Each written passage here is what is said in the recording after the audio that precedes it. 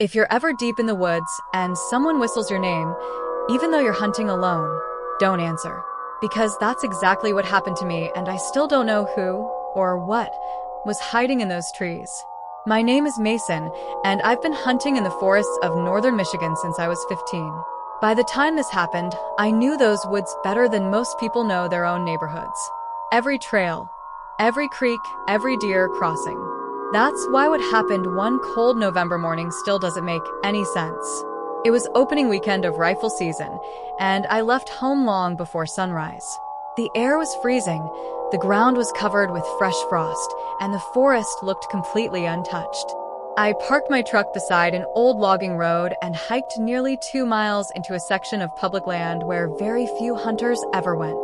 At first, everything felt normal, but the deeper I walked, the quieter the woods became. There were no birds singing, no squirrels moving through the leaves, not even the distant sound of a crow. It wasn't peaceful. It felt like the forest itself was holding its breath. I climbed into my tree stand just before daylight and settled into wait. Nearly 3 hours passed without seeing a single deer. Around 8:30 that morning, I heard a whistle somewhere behind me. It was short and sharp, just one note. I assumed another hunter was trying to get someone's attention, so I ignored it. A few minutes later, I heard the exact same whistle again, only this time it sounded much closer. I slowly turned around and scanned the woods with my binoculars, but there was nothing there except endless rows of pine trees disappearing into the distance.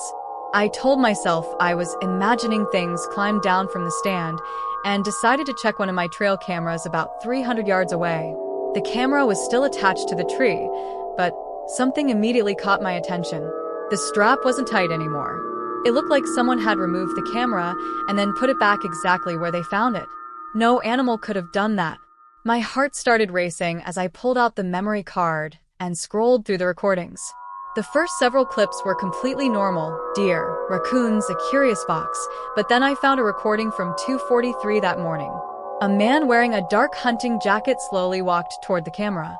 His face was hidden beneath a hood, making it impossible to identify him. He stared directly into the lens for several seconds before reaching forward. The video suddenly ended. 3 minutes later, the next recording began. The man was gone, but before leaving, he had adjusted the camera so it was pointed directly at my tree stand instead of the game trail. That's when I realized something that made my blood run cold. Whoever that person was didn't come there to hunt. He came there to watch me. I decided I had seen enough and started walking back toward my truck. About 10 minutes into the hike, I heard that same whistle again. This time it came from directly behind me. I spun around so fast, I nearly slipped on the frozen leaves, but once again there was nobody there. I picked up my pace, trying to convince myself it was another hunter playing some kind of prank. Every few minutes, the whistle returned. It never sounded closer, but it never got farther away either. It was always somewhere behind me, hidden among the trees, following every step I took. The feeling of being watched became so overwhelming that I stopped looking for deer and focused only on getting back to my truck before sunset. About half a mile from the road, I noticed something in the muddy section of the trail. There was another set of boot prints beside mine. They weren't there when I had walked in that morning. Whoever made them had matched my pace almost perfectly, staying just inside the tree line without ever stepping onto the main trail. I never heard footsteps. I never saw anyone, but the evidence was right there in the mud. Someone had been following me for who knows how long. When I finally reached my truck, I unlocked the door, threw my gear inside, and immediately locked it again. My hands were shaking so badly, I nearly dropped my keys. Before starting the engine, I looked back toward the edge of the forest one last time. Standing between 2 tall pine trees, about 50 yards away, was a man wearing the same dark jacket I had seen on my trail camera. He wasn't moving. He wasn't waving.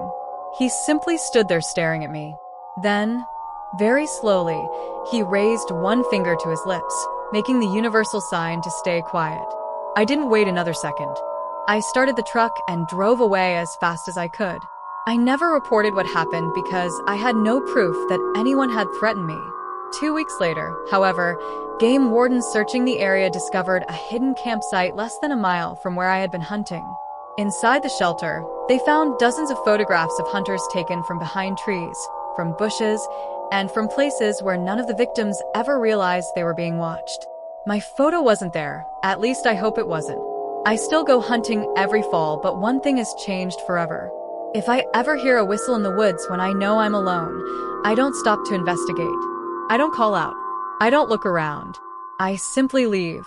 Because sometimes the thing tracking you through the forest isn't hunting deer. It's hunting you.